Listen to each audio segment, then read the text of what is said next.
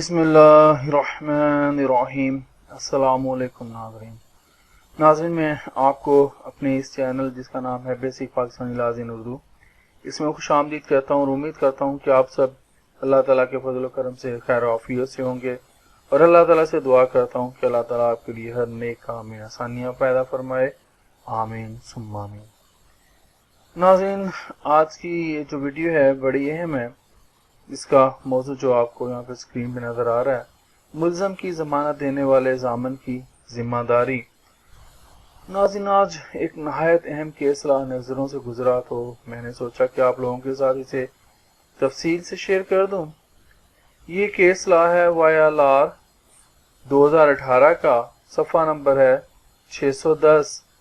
इसका जो खुलासा है, इस केस में करार दिया गया है कि मुल्ज़म की जमानत देने वाला शख्स मुल्ज़म की हाजिरी यकीनी बनाने का पाबंद होगा। अगर ऐसा नहीं कर सकता तो उसके खिलाफ अदालत हस्बे ज़ाब्ता कार्रवाई कर सकती है। हमारे यहाँ लोग जमानत देने से पहले ये नहीं सोचते कि उनके साथ क्या हो सकता है।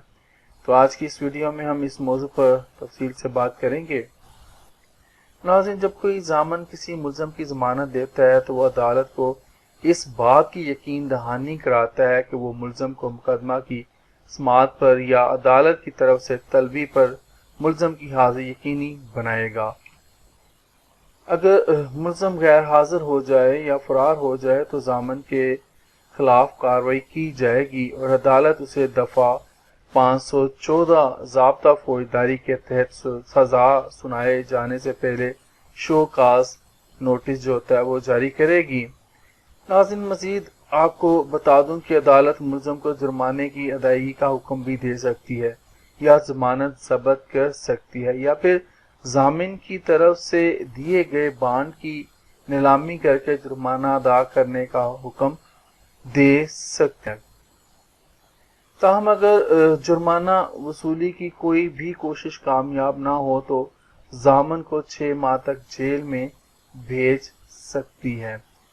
जामन को किस सूरत में माफी मिल सकती है? तो नाजरीन, अगर जामिन फोत हो जाए तो अदालत और सरकार किसी भी किस्म की कार्रवाई नहीं करेगी और जामन को माफ कर देगी।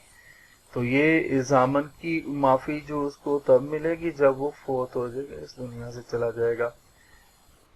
तो इस मौजू के बारे में मजीद जानने के लिए ज़ाब्ता फौजदारी की मंदिजा झेल दफात को गौर से पढ़ लें।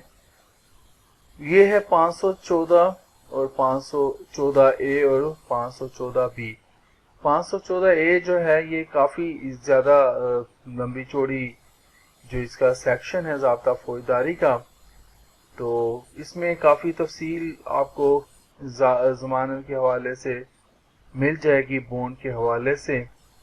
तो नाज़रीन, आज के लिए इतना ही। जिंदा रहा, फिर इंशाल्लाह आपके साथ इसी तरह की किसी वीडियो में मुलाकात होगी। इजाजत दीजिए। अल्लाह हाफिज।